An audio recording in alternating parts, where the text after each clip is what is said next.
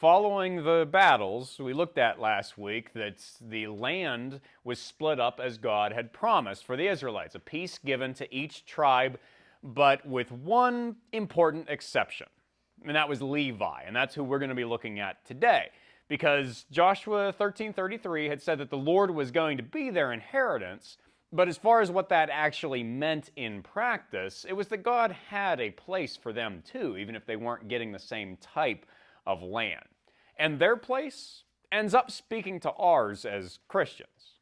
To understand that the Lord provides for His people, and He puts us where He wants us to be, so that we can declare His justice and extend His mercy to those who are around us. And so this is what we're going to draw out of the book of Joshua today from chapters 20 and 21. So hopefully you've already opened up to Joshua chapter 20 in your Bibles, but if not, take a moment to go ahead and do that. Now, if you didn't bring a Bible, we do have some over on the counter, or of course, you can just pull out your phone and search for it. So Joshua chapter 20, starting with verse 1, it says, "The Lord also spoke to Joshua, saying, Speak to the children of Israel, saying, Appoint for yourselves cities of refuge, of which I spoke to you through Moses, that the slayer who kills a person accidentally or unintentionally may flee there. And they shall be your refuge from the avenger of blood. And when he flees to one of those cities and stands at the entrance of the gate of the city and declares his case in the hearings of the elder of that city, they shall take him into the city as one of them, and give him a place that he may dwell among them. Then if the avenger of blood pursues him, they shall not deliver the slayer into his hand, because he struck his neighbor unintentionally, but did not hate him beforehand. And he shall dwell in that city until he stands before the congregation for judgment, and until the death of the one who is high priest in those days. Then the slayer may return and come to his own city and to his own house, to the city from which he fled."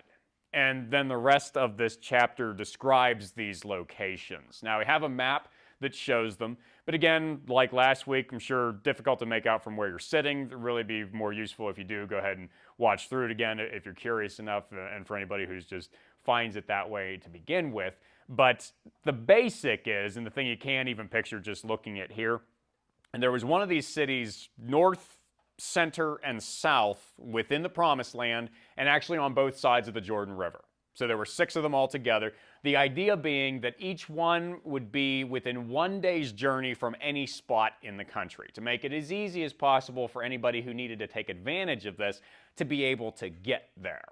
And now Joshua, again, is finishing what Moses started. Moses selected the 3 that were on the eastern side in the land of Gad, Reuben, and half the tribe of Manasseh.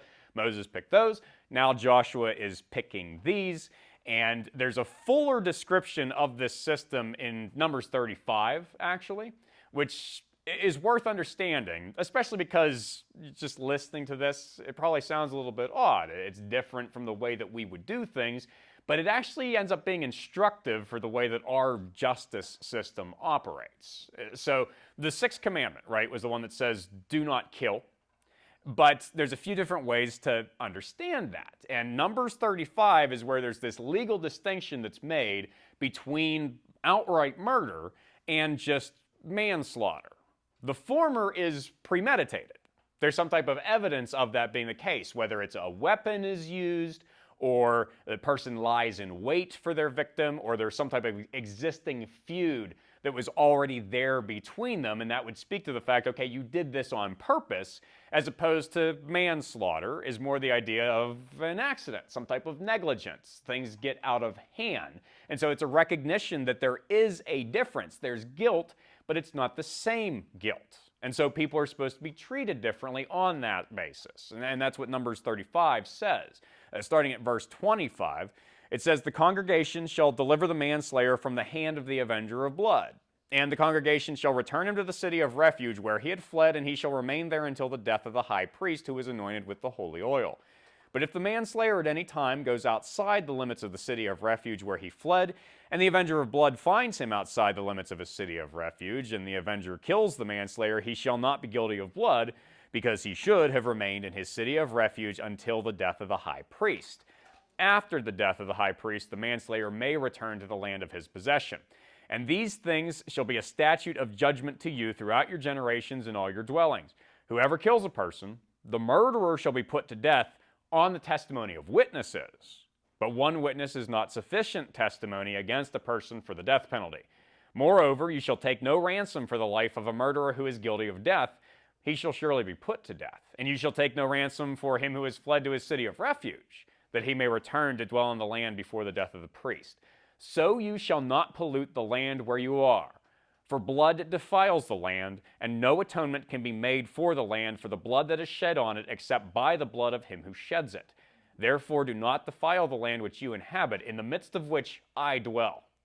For I, the Lord, dwell among the children of Israel. This really is the point. This is why it mattered to the Israelites especially, and why this system was established. It goes back to what we talked about for communion last week too, that the land was not just for its own sake, for the Israelites to have a place to live. It was for them to have a place to live with God, that he was going to dwell with them, that they were going to have a relationship. But God is holy and requires holiness. And so that's all that we went through with Leviticus back when we did that series, to be able to see all those rules about cleanliness, or about having that recognition that God requires things to be a particular way, and he wants his people to be pursuing him in that same way. And so killing someone is one of those highest levels of pollution, and blood brings this guilt. But again, that it was different depending on what type of killing it was. For somebody who had the guilt of actually killing someone purposefully, it had to be atoned for by their death. They couldn't pay it off any other way. There was no amount of money that they could give, no amount of sacrificing that they could do to atone. It had to come from them dying. But for negligent killing, that was where instead they had a system that we actually can recognize being like ours. It's basically incarceration. Yes, they weren't stuck in a cell, but they were stuck in these special cities that were set apart for this purpose.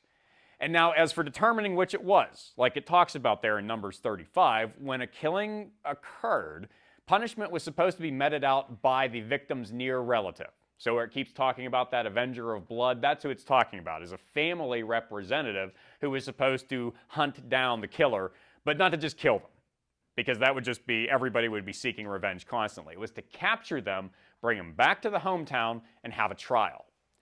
But you can see how that would be a problem too, because if you're bringing them back to where the victim was from and his family's all there, then you're still going to be maybe a little bit more danger than you would be if you had an impartial judge deciding things.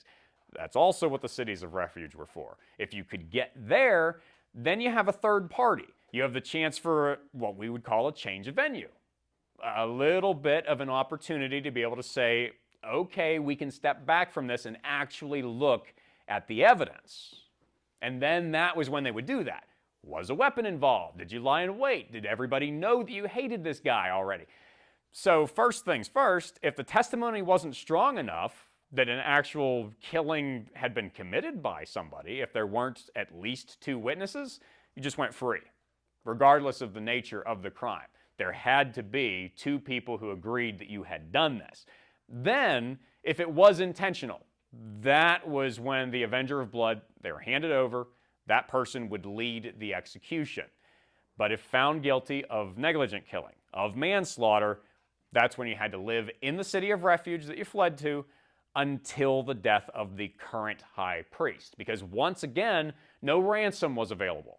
You couldn't pay enough for an early release to be able to go home. Anybody who left the city for any reason was automatically deemed guilty of murder. Basically as though they were confessing to it at that point by compounding crime on top of crime. So they also would have to be executed. Being stuck there was the price you had to pay. But the actual atonement for it still needed to be accomplished through human life being given. Same basic role as with a murderer, just a substitute life. The life of the high priest instead of the life of the perpetrator. It was when he died that the criminal was forgiven and freed to go home. And so, as odd as this maybe is, it establishes what we can recognize as a legal system, that there is justice in it. That you're not just supposed to go out and harm anyone who has harmed you. You need to actually have a trial, have evidence, have witnesses. But the goal is to be able to say, well, there is guilt here. and it needs to be punished. But at the same time, to be able to provide some mercy. To be able to say, well, there's differences in degree, and we can recognize that. And God has recognized that. And so this is what He has handed down, and it is still, in its basics, in its principles, it's what we do now. But the other question I think we would ask from this is, what does this have to do with the tribe of Levi? Because that's who I said that this involved. Well, first of all, it's because of the high priest. The high priest was a Levite, in a sense, because the high priest was from the family of Aaron, and the family of Aaron was one of those clans that was in the tribe of Levi, and so it has a lot to do with them.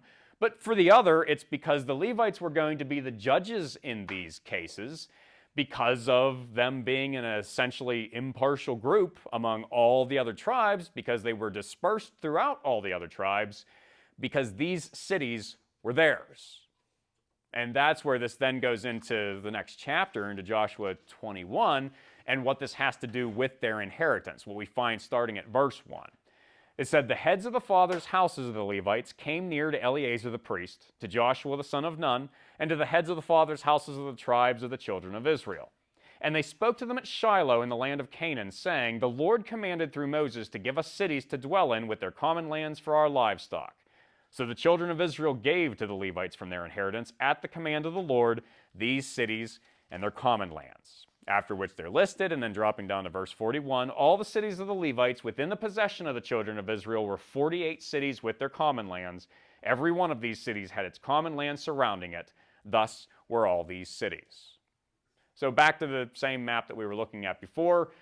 The green dots, again, if you're able to look closely enough, the green dots are the cities of refuge, 6 of them. All the others are the other 42 cities that they were given. So combined, you get to 48. And there's a few details about the way that they're given out that are worth mentioning and just understanding here, is that most of the tribes gave 4 cities. So it just makes sense as basic math.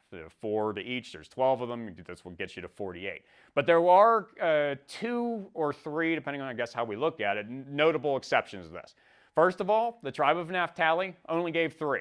No idea why that is. It's never explained anywhere as to why they only had to give 3.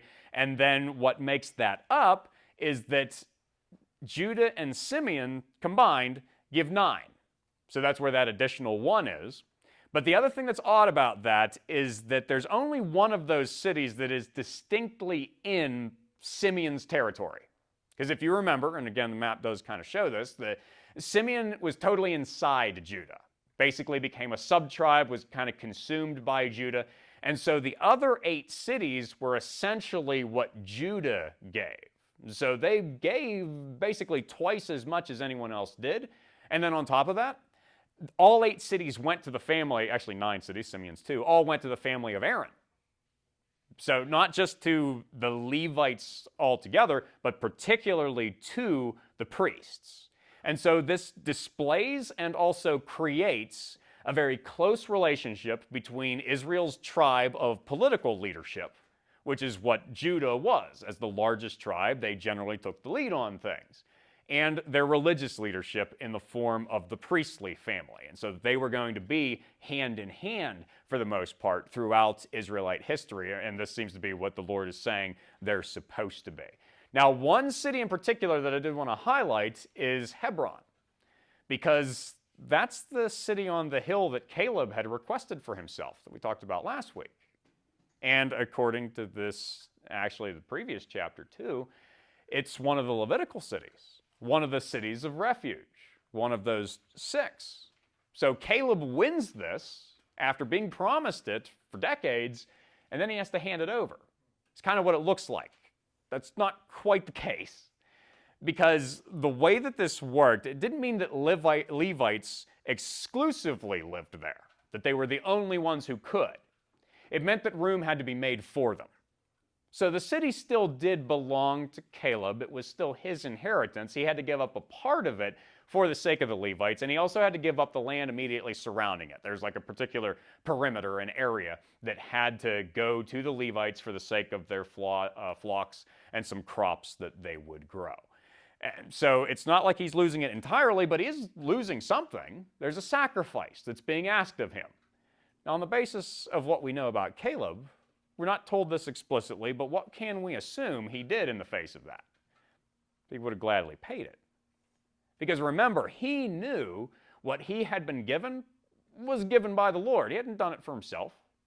He was reliant on God, and so he would have found honor in dedicating that back to God's service, because that's what this is for. This is why all the Israelites were expected to do this, because they were providing for Levi.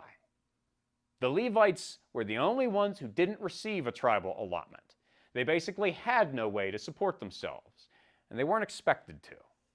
As the priestly tribe, they were supposed to be supported by the rest of the nation for the work that they were doing in the service of God. And they needed a place to live, so this gave them something of their own. Not a lot, but just enough that was theirs so that they could be across the entire country. Because, of course, that's the other thing that it accomplishes. It diffuses them among the other tribes for a purpose in God's plan, so that they would be able to teach the law. It's really what this is about, is that they are supposed to be everywhere so that people are constantly hearing, this is who God is, and this is what he wants from us, because we have a covenant with him because he rescued us from Egypt and he brought us home. The Levites were supposed to tell everyone that, and they were also supposed to show everyone that. They were supposed to be a model of holiness in order to be among Israel so that all Israel could know that God was among them too, in judgment and in mercy, which is one of those things that those cities of refuge were to show, and that's how all of this does tie together. And so this is basically the last element of Israel's inheritance. What God had commanded through Moses, Joshua did. The last piece of it being that the whole nation provided for Levi's work in basically equal measure, so that Levi could be more attached to the Lord than they were to any land. Because everybody else was going to feel at home in their allotment, in their state or county, depending on how you want to look at it, like they belonged there. Since the Levites didn't belong anywhere in particular, it was about belonging to someone. And that was what their lives were to show, and then to model that attachment for everybody else. To remember, yes, you've got an allotment, but it's to be with the Lord. He's dwelling here. But there was a problem. Aside from a non sequitur, just kind of a throwaway line in 2 Samuel, the cities of refuge never show up again in the Old Testament as cities of refuge. The city names are mentioned occasionally, but not for this purpose, because it appears they were never actually used for this purpose. The Israelites were instructed to do it, they didn't. And then on top of that, the Levites, they did get their cities. There's 48 locations where they were to live, and they spread around with the entire country, but when we look at Israel's history, it doesn't seem like they had much of a positive influence. At least not until after the Babylonian captivity, which is close to 1,000 years away from the point that we're looking at in the book of Joshua. So what we see here is a failure to keep the Old Testament law, which is just the constant lesson of the Old Testament, is all the ways that Israel failed. That just having the law was not enough to actually make them worthy of a relationship with God, let alone what that says for all the other nations. Something more was needed, and something more was given. And we can understand that really this is who this idea of cities of refuge, this system of refuge, was pointing forward to. There are differences in degree, again, but the principle is the same. The high priests of ancient Israel gave their lives so that the condemned could go free. That's the basic point. Now, yes, it was only for one crime, just one in particular, and it had to be an unintentional crime. It wasn't for murder. It was only for manslaughter, like we talked about. And it was only atonement for what remained of a lifetime. Didn't say anything for the killer after that point, but it just set him free to go back home when the high priest died. And of course, it was a passive sacrifice, a passive atonement, because the high priest wasn't killed for this purpose. It just, when he died, it accomplished this. But we can still see Christ in this, how he was a sacrifice. in his case, an active one.